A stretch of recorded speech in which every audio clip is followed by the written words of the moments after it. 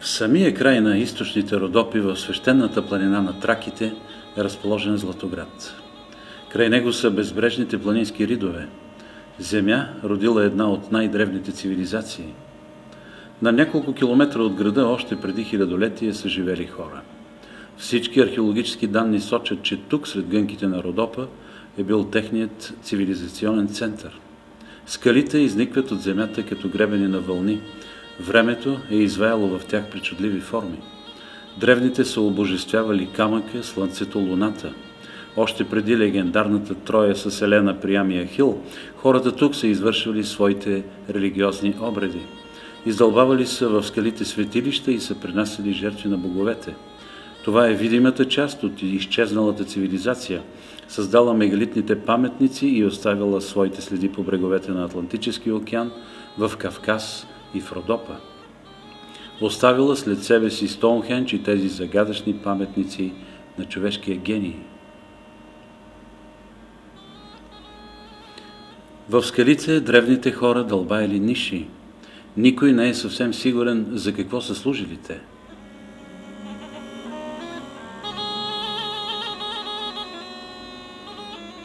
Свещения камък се дълбаели шарапани. В тях се е мачкало грозде, сокът се събирал в каменните резервуари. Виното бавно се стичало по скалата и така хората принасяли жертва на боговете.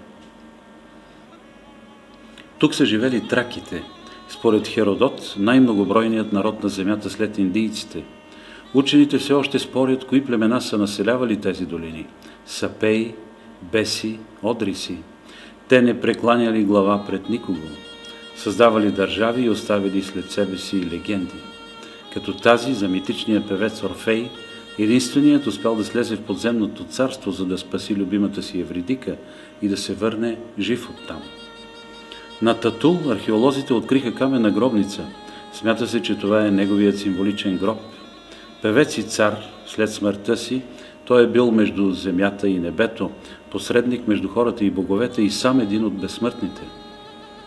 Тук племената от Родопите се прекланяли пред него. Астрономи доказаха, че Татул е бил и една от най-древните обсерватории, от които се е наблюдавало движението на Слънцето. Така хората са определяли и хода на своя живот.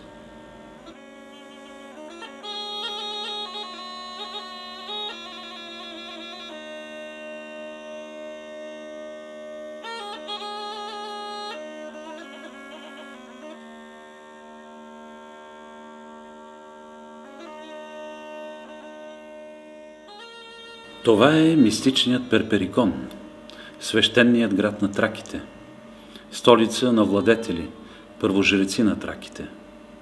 Според Херодот, светилището на Дионис се намирало оттатък заснежените планини. В него древните се допитвали за съдбата си. Античният автор Макробий разказва, че когато върху каменния олтар на светилището се разлее вино, от него се издига пламък. Преди повече от 2000 години го посетил младият Александър Велики със своите пълководци и именно тук получил предсказанието, че ще завладее света.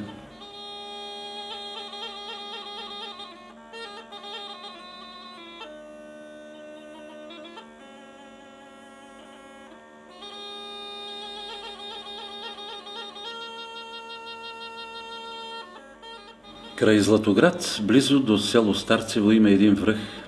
Наричат го Белите камъни. От птичи поглед се вижда, че се намира в центъра на почти идеална окръжност от ридове. Древните са го боготворяли.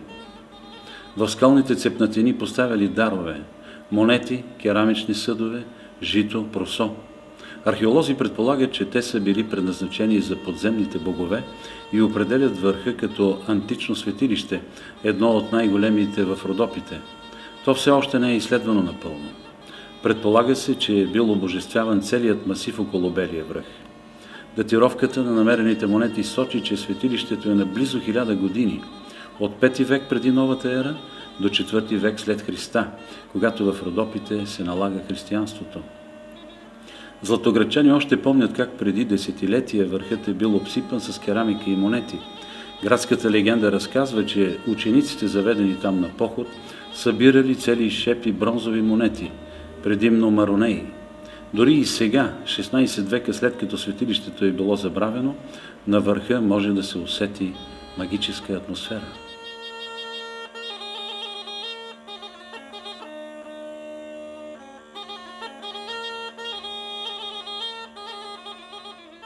Никой не знае къде се е намирало селището, дало началото на съвременния Златоград.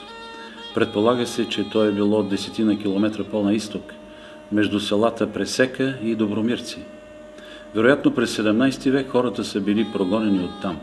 Историците смятат, че населението се е спасявало от насилственото налагане на исляма в Родопите. Процес силно активизирал се след 1669 година. Хората намерили ново убежище край бреговете на Дъра-Дере. Името се превежда от турски като тясната или сърдитата река. Някои учени смятат, че названието има прабългарски произход. От векове край Дъра-Дере живеят хора, изповядващи двете религии – християнската и мюсюлманската. Двете общности винаги са си помагали. И сега може да се види как хората посрещат заедно религиозните си празници. През 19 век златоградчани започнали да се замогват. С навлизането на новите икономически отношения в Османската империя, в района настъпва истински разцвет на търговията и занаятите.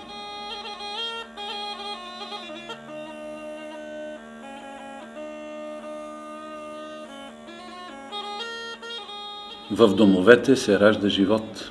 Жените отглеждат децата си и се грижат за домакинството. От техните ръце излизат неповторимите родовски халища, губери, престилки. Момите правили чеис, вдигали се сватби.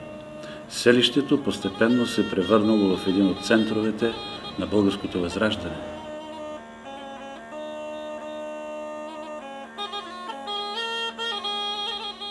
Тук все още е запазена атмосферата на онези години. Мъжете ходили на горбет. Пътищата ги водели към равнината на Бяло море, към Тракийската низина, към Одрин и Истанбул. Връщали се и с печелените пари вдигали приказни къщи за семействата си. Дарявали икони на църквите за избавление от бедите и за здраве. В Златоград се издигнали християнски храмове. Тук будните родопчани застанали зад идеята за самостоятелна българска църква и участвали в борбите за българската екзархия. И в чест на победата издигнали храма Свети Георги Победоносец. Но най-ранната църква е Успение Богородично, построена през 1830